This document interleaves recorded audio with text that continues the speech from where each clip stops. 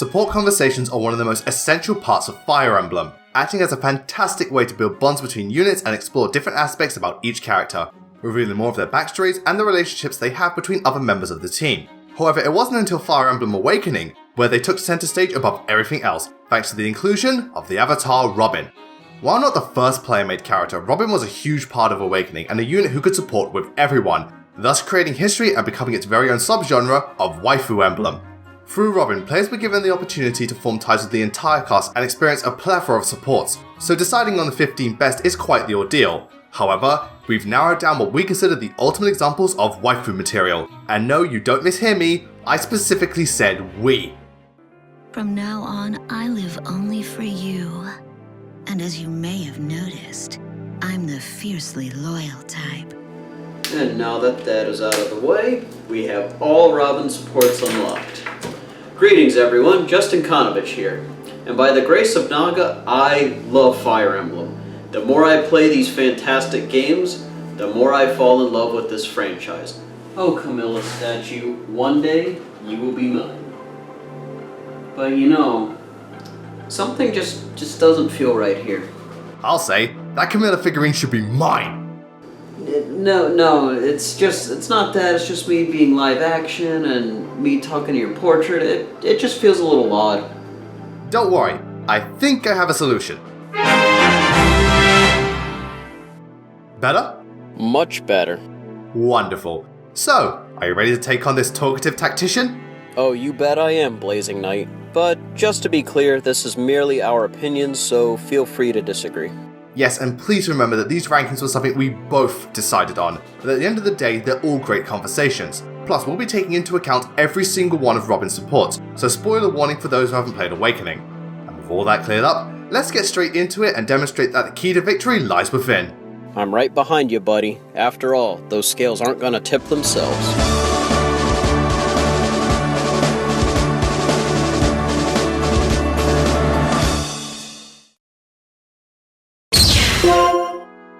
Robin and Lucina. So, the first support conversation on this list is between two of the most pivotal characters in the game. That's setting the bar about as high as Corel's growth rates. Ain't that the truth? And despite being at the bottom of the list, this support is no idle lie about, as we found it to be a very moving and heartfelt discussion, along with highlighting the importance both of these two play in the narrative. In fact, you can make the argument that they have more bearing on the plot than Chrom does. That would explain why they were playable in Smash and he wasn't. This support begins with Lucina approaching Robin and detailing him about her future, stressing how imperative it is to prevent such a disaster. As things continue, Lucina exposes more of her life to Robin and how painful it was for her. But Robin assures her that she doesn't have to bear this burden alone, even if no one can comprehend what she's been through. The relationship peaks with Robin inquiring as to how Chrom died. And after learning about what transpired that day, Robin makes it clear that her well-being is vital for Chrom and for him. With female Robin, Lucina gets a lot more protective, shall we say, as she is fixated with keeping Robin away from Chrom's dick. I guess she really wanted that Gale Force skill. As much as Robin tries to explain that their relationship is purely professional, Lucina just ain't having it. Though after being called a child and acting a lot like one, Lucina does come to terms with Robin and Chrom's relationship, with Robin assuring her that Chrom will forever be friend-zoned. Both Justin and I agree that Robin and Lucina's support has a significant amount of weight to it, stressing how imperative it is to prevent the bleak future that awaits them, and we get a better idea of what Lucina had to go through growing up, making the discussion feel more closely tied to the story, and it's pretty moving stuff. Personally, I'm not as big a fan of this support as Blazing Knight, since the fact that these two become so close and even end up marrying each other is, well, kinda creepy. After all, Robin was present when Lucina was born, but I will say I do like how Robin tries to help Lucina overcome her heartache and distrust, as well as showing that she is just as important in regards to Chrom, and now she has friends who can help her carry the burden she's been stuck with all these years. As great as the support is, we felt it should go at the bottom of this list due to it being more about the story than the characters, and the fact that Lucina's support with female Robin is, well, stupid. But even if only half of the entire picture is worth looking at, what's on display has more than enough merit to warrant it a place on this list, because learning to seek help from others is a life lesson everyone should learn. Precisely. After all, you wouldn't be able to make this list without me, right, Blazing Knight? Yeah, totally. Robin and Cynthia. With a character as energetic and bouncy as Cynthia, it comes as no surprise that most if not all her supports are incredibly lively and over the top. I mean, have you read her banter with Owain? Something like that is good enough to make it into someone's top 15. Oh, real subtle, dude. But in all seriousness, this is a really super fun support, being a crucial wake-up call for Cynthia and demonstrating why we all love her so much. She really is just the cutest little thing. Well, of course she is! After all, she is the daughter of my one true waifu. Doesn't that make her your daughter too?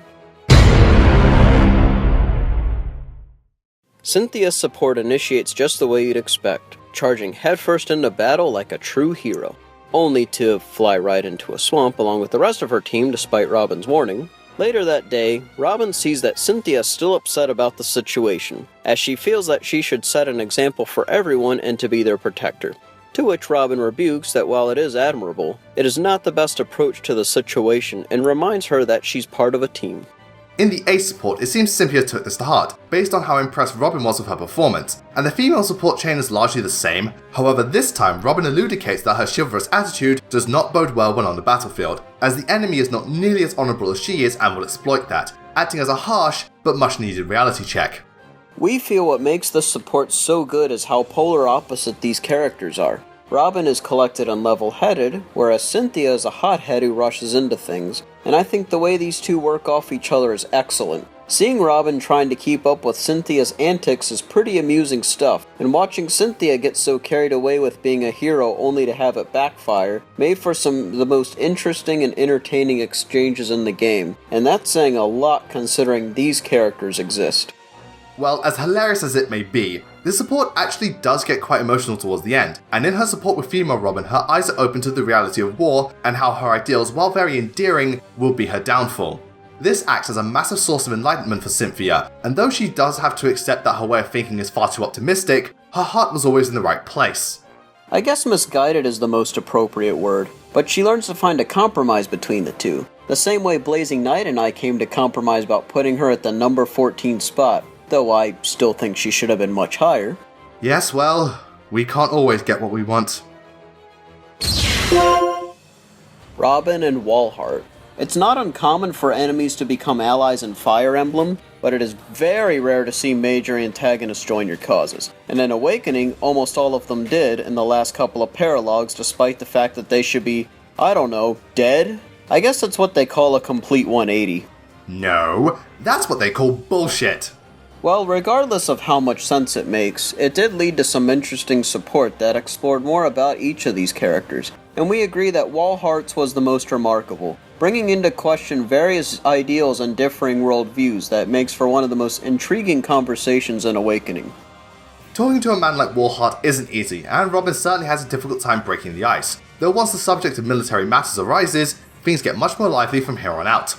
During both supports, Walhart reinforces his principles and worldviews, outlining how they're both more effective and more grounded than Robin's, often pointing out flaws in Robin's logic and undermining his opinions, or as people like to say, you have shit taste.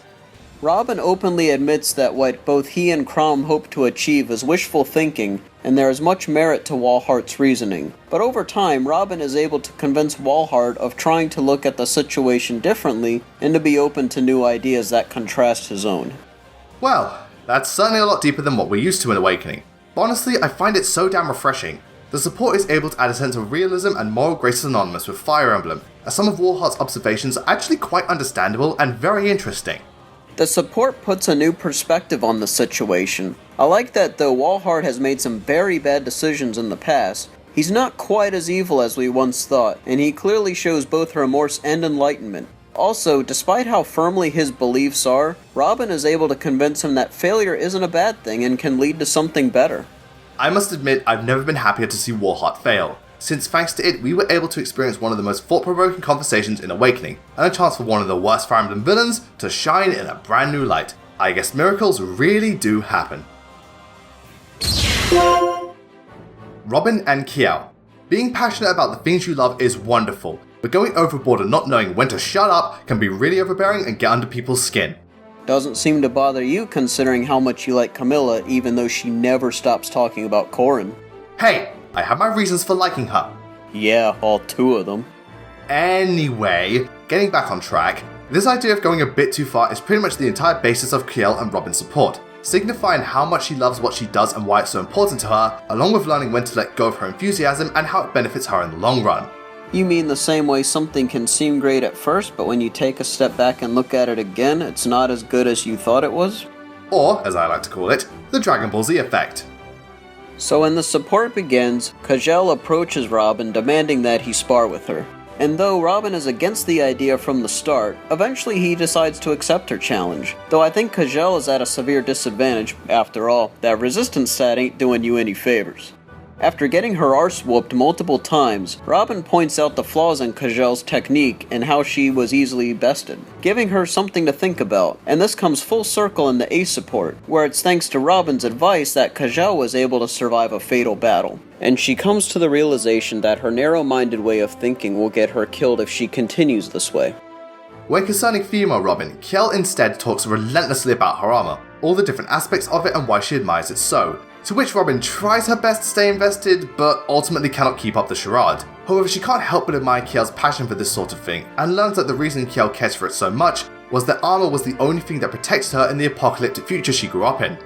Both versions of this conversation take different approaches towards addressing Qiao's hobbies and interests. Male Robin demonstrates his tactician skills at work and how she can better herself, which Qiao takes to heart and realizes how being too focused on the way she wants to see things isn't exactly the best option. A classic case of constructive criticism.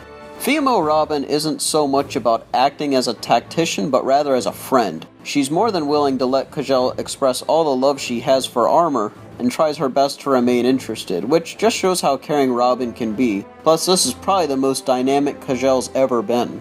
Seeing her talk so favourably about her armor and all the minute details she picks up on is surprisingly charming, and her rant about how armor was her only true friend and why it's so special was something I wasn't expecting, even almost tear-jerking. In fact, I'm sure everyone watching can appreciate something like this, resulting in one of the most personal, endearing and relatable supports out there. Just goes to show that there's a purpose behind all that passion. Robin and Flavia. Fire Emblem is known for having very grand, epic stories that end on a high note, but the series isn't much for the aftermath of what just happened minus the end credits and a handful of sequels. It seems, however, that Flavia is not one for tradition, as her support brings into question what Robin's plans are once Grimm is defeated, along with how strong Robin and Chrome's relationship is. It goes to show that sometimes loyalty is something that simply cannot be bought. I wouldn't count on it. These lot are surprisingly fickle when money's involved. Due to Flavia's joining time, the war is approaching its end. As such, she consults Robin about becoming her tactician once it's all over, which Robin doesn't initially know how to respond to. During their next encounter, Flavia stresses how much she wants him for his skills and knowledge, though I'm sure that's not the only thing she wants. And while flattered by her enthusiasm, he's still unsure about the situation, and eventually Flavia sees that most of Robin's achievements are thanks to his ties with Crom, so prying them apart isn't the best idea in the world. Female Robin's is largely the same situation. However, Flavia wants to get much closer this time around, opting to adopt her into the royal family regardless of gender. Again, Robin is very flattered, but she's not quite ready for that kind of commitment and has too much at stake at the moment to give it any real thought. Guess you popped that question at the wrong time, Flavia.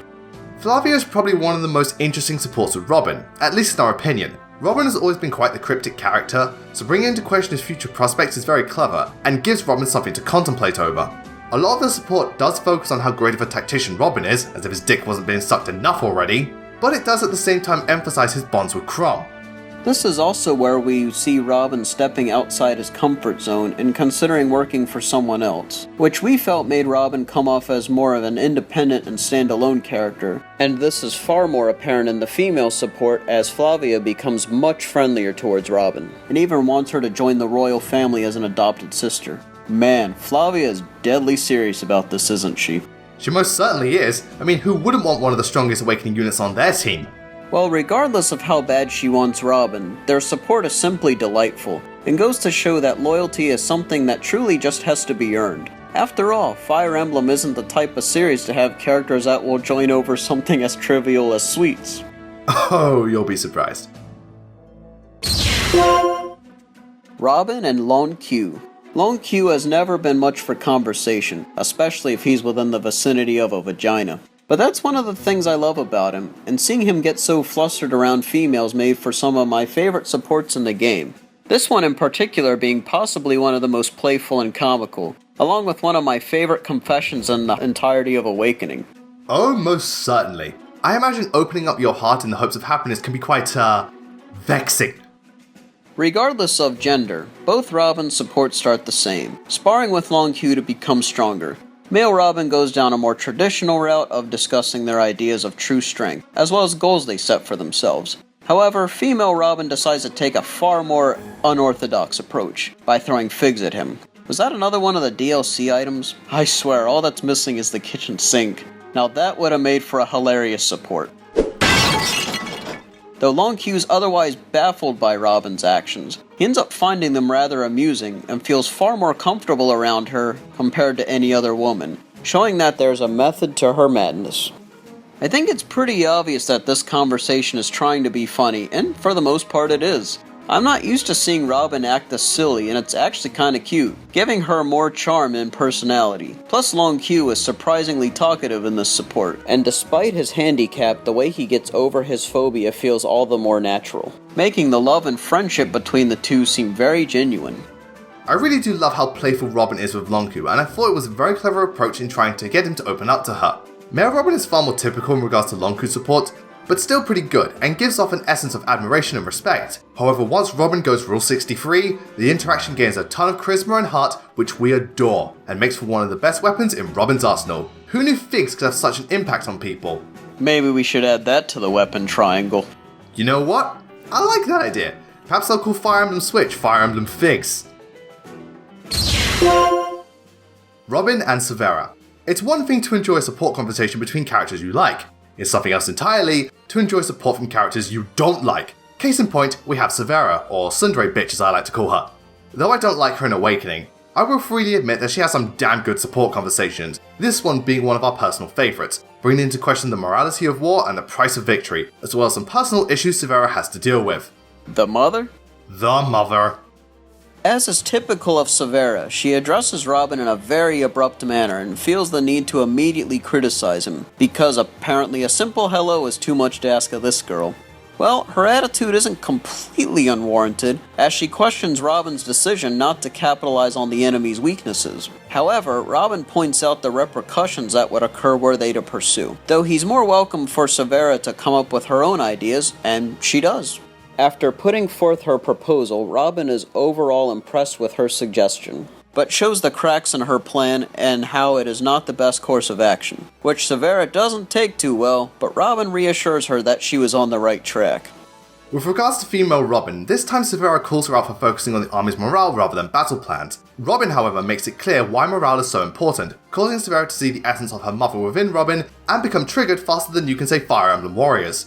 But by the end, Robin convinces Severa that she has her own qualities and how she should have more confidence in herself. This exchange between Robin and Severa is considerably hostile, and strangely enough, is precisely why I like it so much.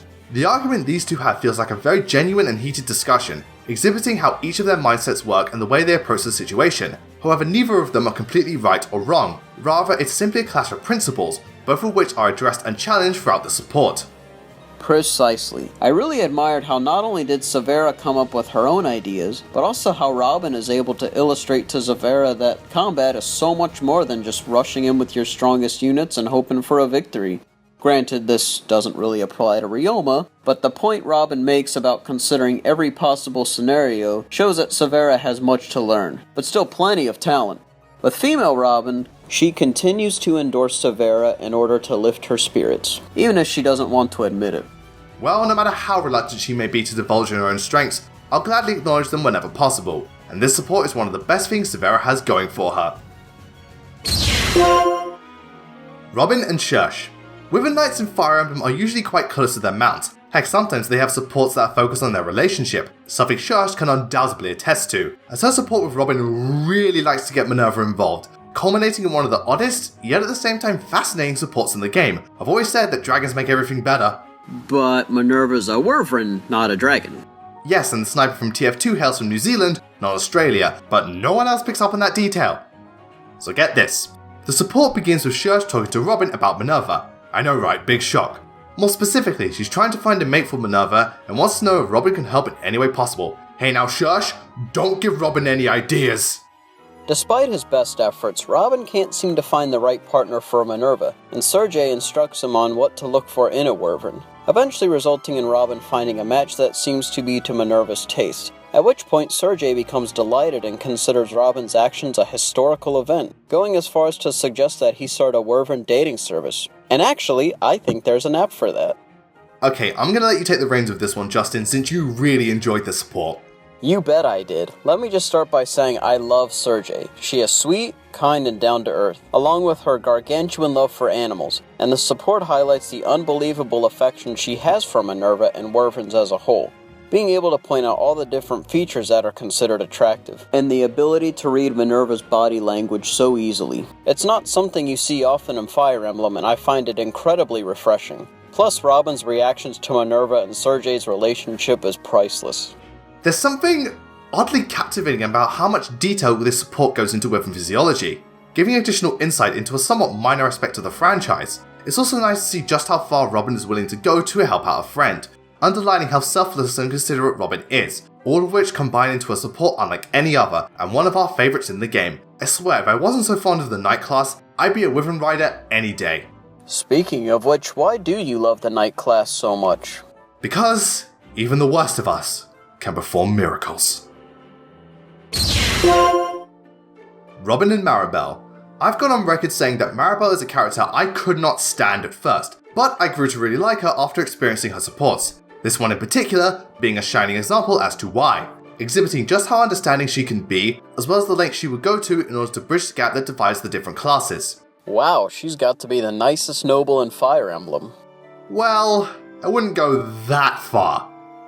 Not surprisingly, Robin is first seen studying in his downtime, to which Maribel is surprised that, as she puts it, lowborns read it all. Oh, aren't you the eloquent one? While she seems patronizing at first, she makes her wishes in regards to learning more about the common folk and communicating with them clear, to which Robin agrees to help her. Sometime later, Robin discovers that Maribel has been using her newly learnt slang around town, and she ends up sounding as silly as you'd expect.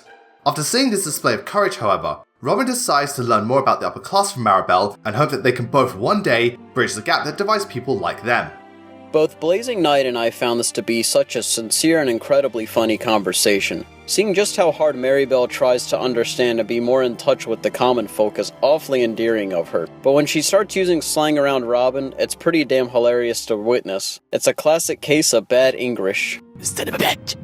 I think it's also cool how, despite starting off on the wrong foot, both characters were interested in learning about each other's background and try to see the world through a different set of eyes. It really goes to show just how considerate Maribel can be, but also stresses how trying a little too hard to be like others can backfire, bestowing the importance of being yourself, which we felt gave the support a great sense of realism and made for both a very enjoyable and very earnest conversation. Robin and Darja. Out of the entire Awakening cast, Darja has by far the strongest fixation with our tenacious tactician. I mean, when you're the only person she has no intention of hexing and is willing to follow you everywhere and actually smile around you, clearly you've made it into her good book. Many argue this stalk act is one of the worst things about her. Well, not only does the support address that, but also shows a lighter side of Darja and her willingness to change, along with accepting people for who they are and admiring their faults. To an extent at least, I certainly don't admire Asma's need to be an asshole. The support begins with Darja doing her best impression of Solid Snake, following Robin's every move and keeping track of everything he's done. Perhaps he's the one who knows the location of Metal Gear. Robin makes it clear that what she's doing is rather disturbing because of her abnormality, and Darja takes this very literally, as the next time they meet, she's changed into a completely different person, being about as plain, boring, and normal as you can get, though it makes me glad that Darja wasn't a boy. After all, we've already got one Kirito in the Fire Emblem universe, we certainly don't need another one. This is clearly not what Robin expected, and suggests that she should go back to the way she was. And it's a good thing too, as during the Ace support Robin faints from exhaustion. And it's thanks to Darja keeping such a close eye on him that she's able to nurse him back to health, causing Robin to see that he was wrong about Darja. At first, Darja and Robin's interactions don't seem like much, but what I appreciate is how it portrays Darja's personality on a larger scale. At face value, yes, she seems creepy and a bit unsettling, but when you really get to know her, you can see that she really loves Robin to the fullest and would do anything to keep him safe. This is one of the few times we see Tharja genuinely happy, and her B and A support emphasizes just how much love and care lies deep within her heart, going so far as to completely change her personality and nurse Robin back to health, which I personally saw as quite the milestone for her character. Granted, Tharja isn't exactly the ideal human being, and some of the stuff she does isn't right, but at the end of the day, it's her flaws that make her who she is, and I'm not trying to brush aside change, no, I'm all for it the majority of the time. But even if some people are far from perfect, they are what they are, and we both agree that the Tharja we have is better than no Tharja at all. You're telling me? Who else is gonna steamroll Awakening for me? I don't know, how many second seals do you have? Robin and Tiki. Fire Emblem Awakening has various ties to the original Shadow Dragon, but with the game taking place 2,000 years in the future, Lucina takes on the name Marth for a short time, and it doesn't stop here though, as the dainty dragon Tiki teams up for the adventure and her support with Robin reflects on the times she shared with Marth, both the good and the bad.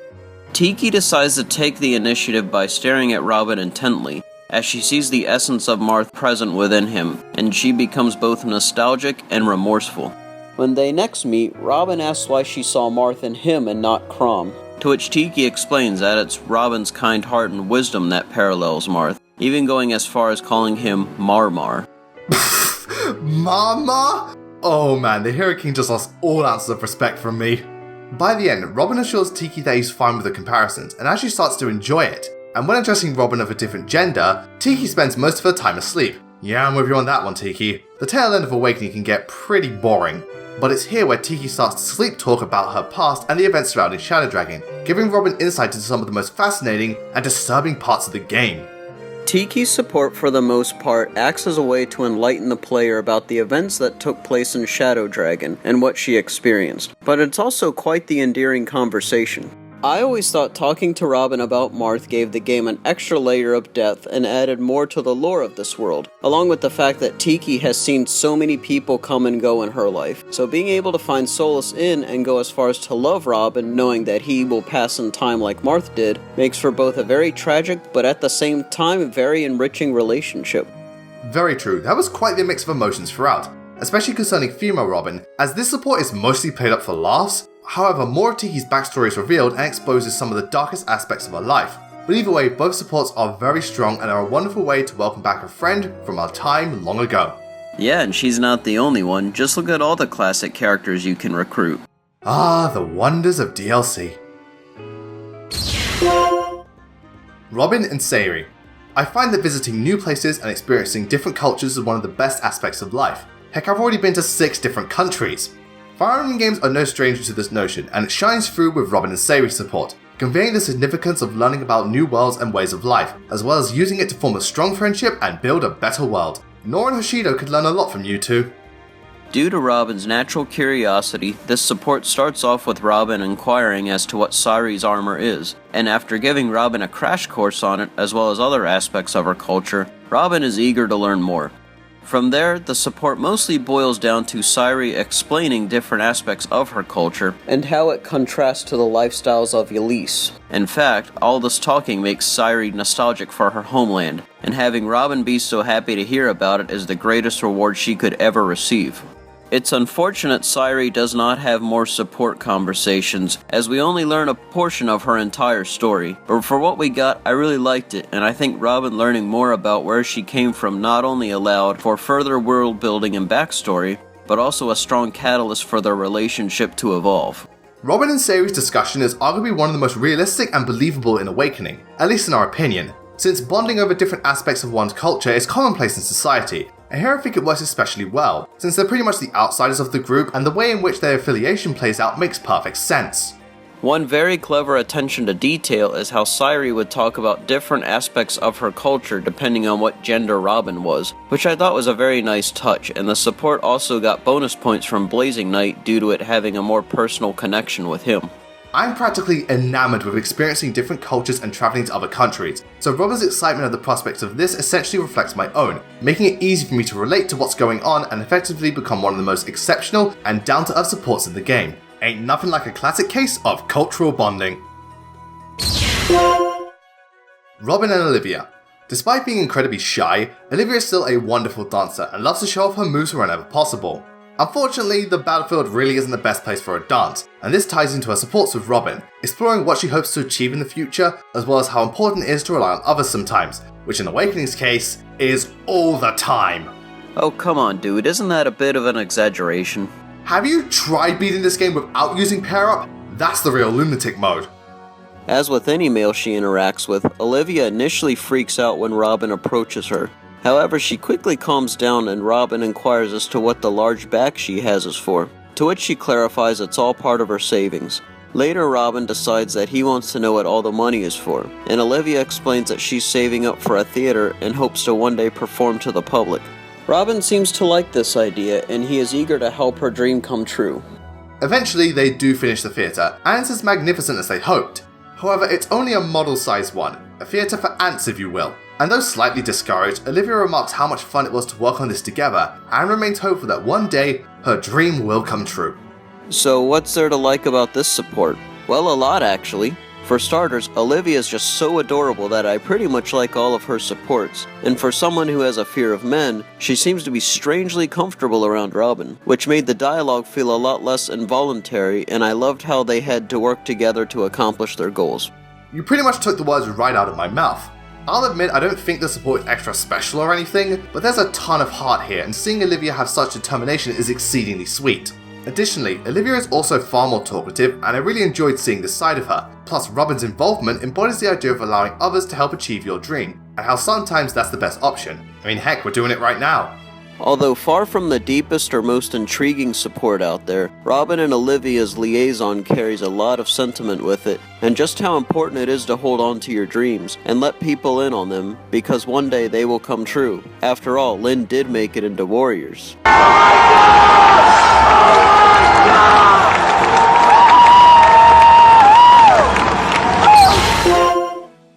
Robin and Cordelia. Support conversations are frequently used to explore characters' backstories and learn more about them, detailing how they came to be, where they are now, and the struggles they faced along the way. And if this support is any evidence, Cordelia has struggled more than most. Her support with Robin acts as a way to explore some of her most painful memories and make it abundantly clear that Cordelia's life isn't all sunshine and rainbows, as well as how much her friends mean to her. Though considering her popularity for both a recent and secondary Fire Emblem character, she really can't complain. Just like with pretty much everyone Cordelia talks to, Robin wastes no time expressing how much of a genius she is, though Cordelia does not take it well, as before joining the Shepherds this term was used as an insult. When they next meet, Robin can't help but once again compliment Cordelia's talents, and though slightly annoyed, she does appreciate it, and Robin assures her that there is no need to be upset since they are friends, a concept alien to Cordelia as she has had none when training to be a Pegasus Knight. By the A support, Cordelia fully opens up to Robin, not in that way, as she tells Robin about all the abuse she received from the other Pegasus Knights, but she is even more upset over the fact that they gave her lives for her sake because she was so perfect, and Robin helps her come to terms with this and be the close friend that she needs. This is certainly one of the most sensitive interactions in the game, being able to perceive Cordelia's reputation through her own eyes and the pressure of living up to this type of status, as well as all the painful memories that surround her. Exactly. Delving deeper into Cordelia's backstory and all the hate she got whilst training as a recruit was substantially interesting and a stark contrast between her time with Robin and the Shepherds. Not to mention it's thanks to Robin that she's able to overcome these insecurities, focus on what makes her so incredible, and by the end, let go of her past and look back on it fondly rather than regret. Seeing Cordelia get this emotional was quite the shock to the system, but I felt it made her much more human and added a surprising amount of magnitude to her character, underlining how even the most amazing of people have their own demons they must conquer, and this support is equally as amazing, being one of the most passionate, tragic, meaningful and all-around wonderful supports in the game. Honestly, I am not surprised Cordelia is one of the most popular Fire Emblem characters. Heck, I wouldn't be surprised if she made her way into Fire Emblem Switch. We just can't seem to escape her. Thought you said you didn't want to see any more cameos from Awakening. Oh, I don't, but knowing intelligent systems, I wouldn't put it past them. Robin and Soumya. Yes, I'm pathetically predictable. But remember, it isn't just me who thinks Soumya has the best support in the game. Justin feels the same way. Right? Yes, sir. Good. And putting my extreme personal bias aside, Soumya's support with Robin is absolutely fantastic. This support gets pretty much everything right. the dialogue, the character interactions, the progression, and evolution of their relationship. All of these aspects are marvelously done and make for easily our favorite support conversation in the entire game. After all, Soumya is the best girl. Damn straight she is! Soumya and Robin seem to have quite a bit in common, as they are both very interested in reading. In fact, Soumya tries to recommend some books for him, but nothing seems to tickle his fancy, causing her to get rather upset until Robin otherwise forces himself to read one of the books that she picked out. When they next meet, Robin tells Soumya just how much fun the book was, and Soumya was delighted to hear that. They then begin to share their tastes and opinions in regards to literature and how sad it is to finish a story and then come to the sad reality of the real world. Robin's next encounter with Soumya is a strange one, as she's parading around camp as if she were possessed. But it's actually her way of escaping from reality by being other characters from stories, as she thinks herself to be a screw-up. However, Robin makes it clear that losing the Soumya we all know and love is unthinkable, and that she should be proud of who she is. And when they reach S support, Soumya comes to the realization of what she was doing is wrong, and how Robin will always be there for her to face their problems together.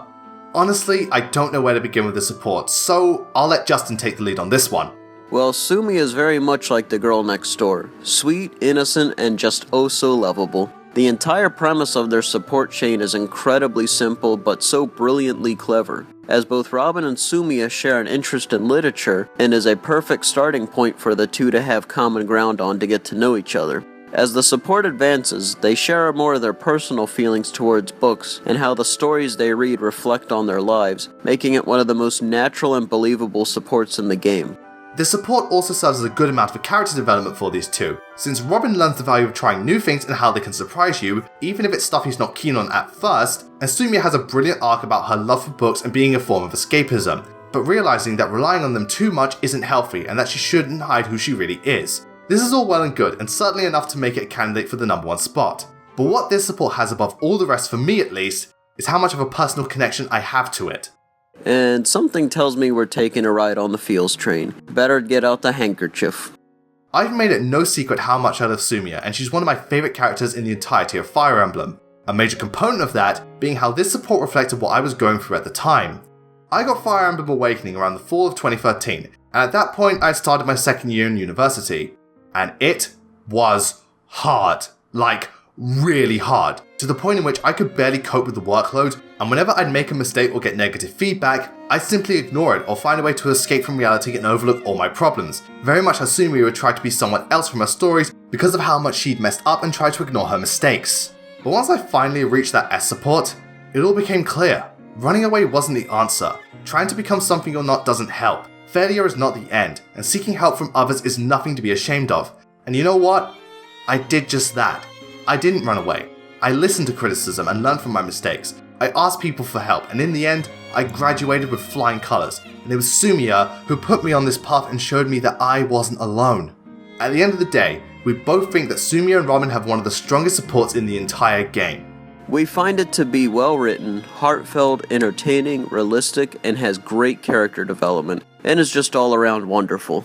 But it's what the support did for me in my most desperate hour that puts it at the #1 spot, as without it, without Soumya, I wouldn't be the person I am today, making these types of videos and expressing my love for this magnificent series that created one of my most beloved characters of all time, which is why it takes the #1 spot as our favourite Robin support conversation in Fire Emblem Awakening.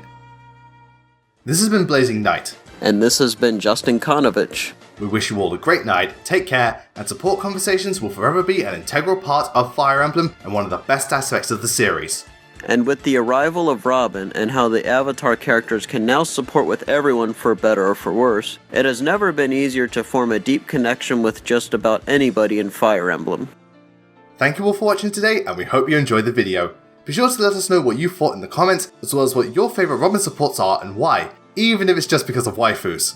Once again, thank you all very much for watching. Be sure to give this video a like, as it really does help out the channel, and also consider hitting that subscribe button if you like these kinds of videos and want to see more. Huge thank you to Justin for joining me in this video, and be sure to check out his channel as well, where he has a series of Fire Emblem related cooking videos, which are actually pretty interesting stuff, I must say.